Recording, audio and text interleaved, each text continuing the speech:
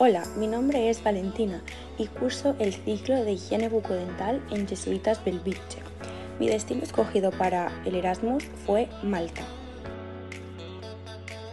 Mi día empezaba a las 6 de la mañana. Me despertaba y tenía una hora para salir de casa.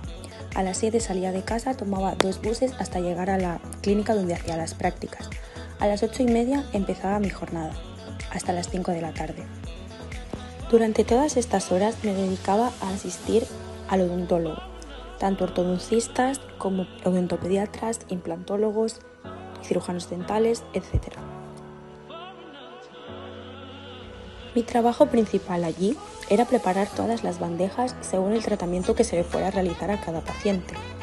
Una vez empezaba el tratamiento, yo tenía que asistir al odontólogo en todo lo que necesitara en cualquier momento.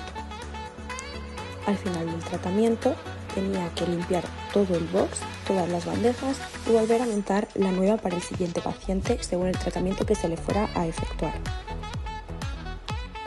Al principio me costaba un poco, pero a partir de 2 semanas ya lo hacía todo yo sola.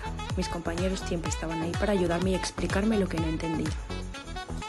Al final de la jornada tenía que limpiar la cerilla dental a fondo, es decir, hacer los conductos de aspiración, limpiar el instrumental rotatorio y dejar el box limpio para el siguiente día. Mis 2 mayores motivaciones para realizar esta experiencia eran mejorar mi nivel de inglés y adquirir experiencia profesional en el extranjero. Como podéis observar, no todo fue trabajo. Durante mi tiempo libre y los fines de semana aprovechaba para visitar los lugares más famosos de Malta, como por ejemplo playas, ciudades, monumentos, etc. Malta, a pesar de ser un país muy pequeño, tenía muchos lugares los cuales podías visitar y eran increíbles, además de su comida, que no podía faltar. Era exquisita.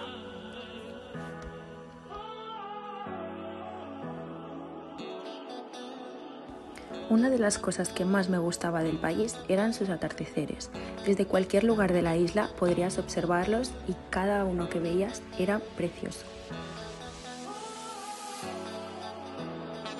Los fuegos artificiales también eran una de mis partes favoritas. Allí, solo por ser verano, cada día tiraban fuegos artificiales en la noche.